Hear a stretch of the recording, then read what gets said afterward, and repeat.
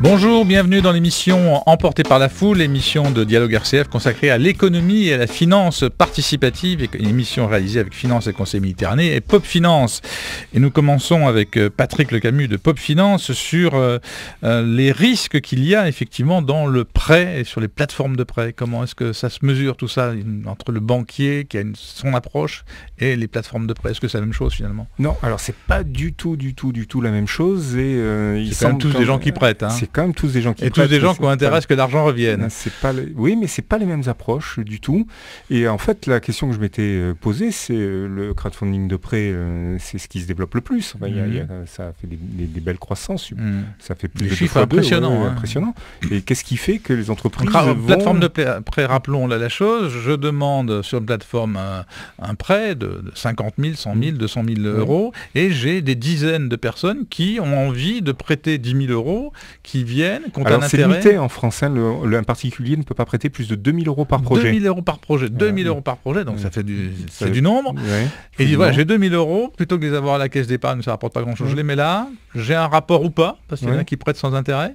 C'est très rare, mais il y en a quelques-unes quand même. Ça existe, et puis, sur combien d'années? Beaucoup limite à 3 ans. Voilà. Oui, pour pas que ça fasse des recouvrements trop tardifs. Donc voilà, ça marche en tout cas. Oui, alors ce qui est étonnant, c'est que les entreprises font appel à ce système-là. C'est pas que les prêteurs y aillent, parce que les taux sont très élevés. C'est que les taux sont de l'argent cher quand même. Sont souvent au-dessus de 6%. Et oui. Ça n'excède pas 10, mais ça peut y arriver. Et donc, c'est des taux très très élevés par rapport aux emprunts bancaires. Donc, comment ça se fait que les entreprises vont vers ce système-là et de plus en plus, alors que les taux sont très très élevés? Et la réponse, c'est justement dans quelle est l'approche du risque et quels sont les critères de sélection. Donc, approche très différente, très différente entre le banquier et le banquier, son métier, comme disait notre ami prof de droit, Thierry Granier, le métier du banquier, c'est d'obtenir des garanties. Et donc, pas perdre d'argent, de préférence. Donc voilà. Donc il a toute une série de systèmes qui sont les assurances qu'on paye sur le prêt, qui sont en plus du taux.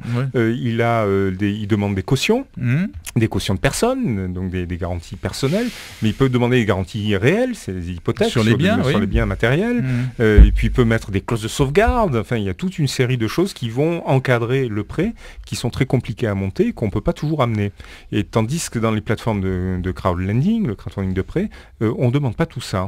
Et c'est beaucoup plus rapide. Beaucoup plus rapide, on l'avait déjà dit, ça on l'a répété plusieurs fois. C'est extrêmement rapide par rapport, on le verra avec notre invité tout à l'heure, mais c'est surtout ça, c'est qu'on ne demande pas de garantie. Donc les taux sont un peu plus élevés, mais au final, c'est pas beaucoup plus cher. Soyons précis. Le banquier, quand j'y vais, il me demande de remplir un dossier.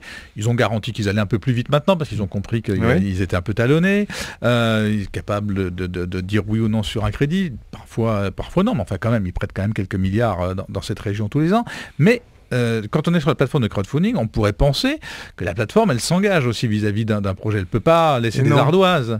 Ah oui, alors elle s'engage parce qu'elle veut avoir une crédibilité, elle veut que son club de prêteurs soit satisfait, tout à fait. Oui. C'est la satisfaction des prêteurs. Mais ils ne demandent pas les mêmes garanties que le banquier. Qu'est-ce qu'ils demandent alors? Qu'est-ce qu'ils regardent? Ils font une analyse de projet, mais c'est centré sur le projet, c'est pas centré sur les garanties. Voilà, la différence d'approche est très très forte. Un peu comme dans le capital risque, on regarde plutôt l'entreprise on regarde plus le projet et l'entreprise que la capacité à garantir le remboursement. Donc, on regarde la capacité par rapport au projet lui-même, pas par des garanties externes. Voilà, la différence, c'est ça. Et là, il y a des notations. Comment on fait? Oui, alors donc on fait de l'analyse, on fait du credit scoring, beaucoup, parce que le credit scoring, c'est très très automatisé. Hein, c'est la gestion c'est du calcul, c'est des algorithmes, beaucoup. Mais il y a aussi une approche humaine à l'intérieur, dans les banques aussi, hein, mais un peu plus que dans le cas des banques. Et donc, les plateformes donnent une notation. Et ça, c'est transparent, ça? C'est transparent. Alors, ça n'est pas tout le temps. Donc, je prends le cas d'Enerfip, mais lui qui fait de l'emprunt obligataire, donc c'est un petit peu différent. Et il ne donne pas la note. Il propose le projet au prêteur et il n'attribue pas de note de qualité ou de risque, ce qui revient au même, de qualité-risque au prêteur sur sa plateforme. Par contre, toutes les autres le font.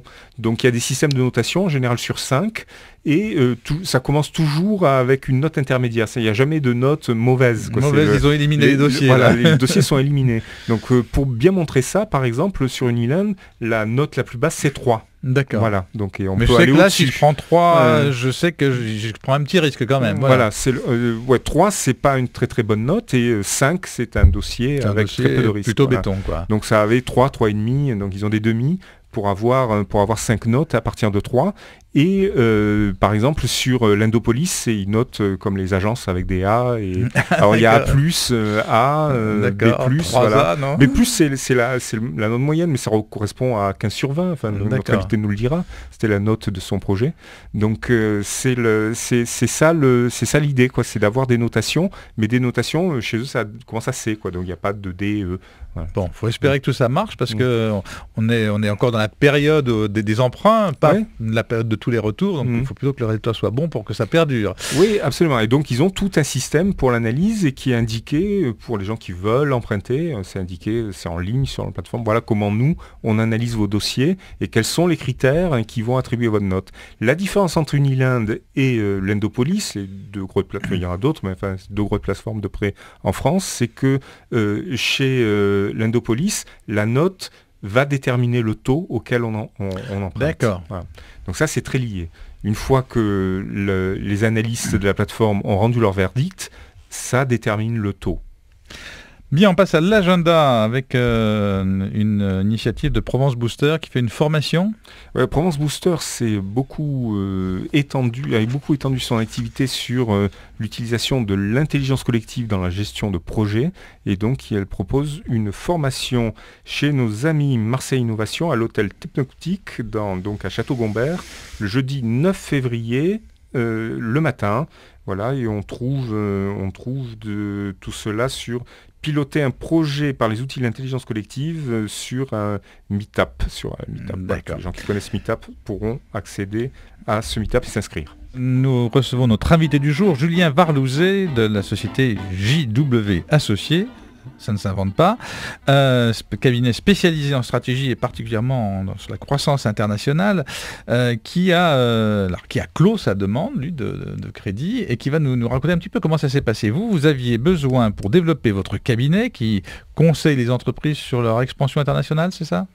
Oui, c'est ça. En fait, plus exactement sur leur stratégie à 3-5 ans d'internationalisation. Donc on fait plus que de l'export. On pense l'entreprise à l'échelle mondiale. Comment je vais voir le vaste monde. Exactement. Comment je me positionne sur l'échiquier mondial. Voilà, tout de suite. Tout de suite. Voilà. Tout de suite. C'est une clé de succès des entreprises et de consolidation des entreprises aujourd'hui, c'est indispensable ? Je pense que quand on fait de l'économie, on sait que finalement le premier levier de croissance pour une entreprise, c'est l'international. Voilà. Et là, vous accompagnez plutôt des jeunes entreprises ? Non. Nos clients sont des entreprises plutôt technologiques qui travaillent dans l'électronique, l'optique, la physique, la chimie, l'informatique, les process industriels. Bref, toute entreprise qui aujourd'hui génère, crée, fabrique, conçoit de la R&D et des produits à recherche forte et valeur développement. R&D, voilà, recherche et développement. Et nos clients sont donc des directions générales d'entreprise qui cherchent à définir, mettre en œuvre leur stratégie de croissance à l'international. À 3-5 ans, pas en dessous, parce qu'effectivement, je pense qu'il est important de voir loin pour pouvoir avancer. Exactement. Donc, pourquoi un cabinet de conseil ? Normalement, on dit le service, ça ne mange pas beaucoup de capital. Le service, finalement, on a des prestations, on se paye de la prestation, on se développe, si on a des nouveaux marchés, on peut recruter. Pourquoi vous avez besoin, vous, d'investir 100 000 euros ? Parce que dans le service, 100 000 euros, c'est quand même important. Je fais partie de ceux qui pensent qu'il ne faut pas attendre d'avoir 15 ans d'existence et amasser un peu de trésor pour commencer à se faire connaître. Moi, depuis que j'ai créé, au premier jour, j'ai commencé à communiquer. Donc j'ai un tropisme assez fort pour la communication. Et effectivement, ça coûte. Donc aujourd'hui, on cherche notamment à être accompagné sur des relations presse. Ça, c'est un premier exemple. Un deuxième exemple, c'est aussi de dire que si on veut sortir un peu du lot, il faut qu'on ait des outils à nous. Et on a démarré il y a 2 ans et demi le développement d'un logiciel interne qui fait justement du ciblage de pays, qui permet à une entreprise X de se voir adresser la liste des 6-7 pays les plus pertinents. Si j'ai une production à Marseille ou à Aix-en-Provence ou à Martigues, peu importe, vous êtes capable de me dire, il faudra plutôt aller en Amérique latine ou en Asie pour vendre Non, je serais plutôt même capable de vous dire, il faut aller au Vietnam, il faut aller au Mexique, il faut aller en Chine. D'accord, et il y a tel marché potentiel parce que vous aurez détecté ça. Il faut rentrer beaucoup de données là-dedans. On a beaucoup de données, c'est aussi... Aujourd'hui, je pense que si on ne pense pas digitalisation, nous aussi, dans le conseil, on risque de passer à côté de la vague. C'est comme dans l'industrie. Donc l'idée, c'est effectivement de pouvoir collecter de la donnée et puis surtout la traiter, lui donner du sens. Je crois que la matière brute dans le conseil, c'est la donnée. Voilà, donc c'est du temps, c'est de l'homme, donc c'est de l'argent. Exactement. Vous aviez ce besoin. Comment vous êtes a priori bien renseigné puisque vous êtes consultant. Dans tous les dispositifs qui existent de BPI France, des crédits régionaux, etc., il n'y avait pas 100 000 € qui traînaient pour vous développer ? Écoutez, j'ai eu une expérience il y a 2 ans et demi ou 2 ans avec PACA Émergence. On est allé jusqu'au bout et finalement le board a décidé que c'était du service, c'est du conseil et que finalement il y avait peu d'intérêt. C'était pas éligible. Voilà. Les banques, même topo, ma banque est venue il y a 2 mois et demi me disant monsieur, tous vos résultats sont plutôt très positifs. Très bien, il me dit vous avez besoin de quoi ? Je commence à lui faire la liste. Elle me dit mais le problème c'est que ça ne rentre pas dans ce qui est finançable. C'est sûr que vous n'avez pas besoin d'ordinateur ou si, mais ça va. Je veux dire, pour 6 000 €, je ne vais pas faire un prêt. Voilà. Moi, je vous parle de 135 000 €. Voilà. Donc là, comment ça s'est passé ? Vous avez contacté la plateforme ? Vous avez été contacté pour aller sur la plateforme, c'est ça ? Oui, c'est ça. J'ai été approché par un prêteur qui m'a effectivement proposé de présenter le projet pour pouvoir justement essayer de lever les 100 000 €. Combien de temps pour faire le dossier avec la plateforme ? En 4 jours. 4 jours, c'était réglé. C'est-à-dire qu'eux avaient validé. Sur vous aviez les éléments, vous saviez ce que vous vouliez, quoi. C'était pas. Moi, je savais ce que je voulais. Eux, c'est pareil. Au niveau de leurs besoins en termes d'information était assez faible finalement, puisqu'ils avaient besoin de bilan. Ils avaient besoin effectivement de bien comprendre le projet. On s'est eu 2 fois au téléphone. De leur faire un prévisionnel, un atterrissage c'était fin novembre 2016, puisqu'on n'était pas encore tout à fait à la fin de l'année. Mais on est beaucoup plus. On est beaucoup plus dans le projet que dans les risques. Clairement. Et là, quand vous avez lancé, vous dites c'est parti très très vite. Oui. 10 jours, c'est ça ? Au bout de 4 heures, il y avait déjà 30 000 €. Ah oui, d'accord. Et 10 jours, vous aviez les 100 000 ? Et 10 jours, j'avais les 100 000. Bien, félicitations, avec 731 prêteurs. Alors voilà, ça je crois que c'est vraiment ça l'intérêt, surtout des plateformes. Au-delà de la dimension financière, certes, on en a besoin, mais le deuxième effet qui se coule, c'est le réseau d'ambassadeurs qu'on se tisse. Chaque personne qui a mis 1 € a envie de le revoir, cet euro, et donc finalement doit s'intéresser à ce qu'on fait. Merci Julien Varzoulet, bravo pour cette levée de fonds et puis un encouragement pour tous ceux qui cherchent à se développer avec des projets qui sont capables de donner de l'appétit aux prêteurs. Vous écoutiez Emporté par la foule, nous vous donnons rendez-vous la semaine prochaine.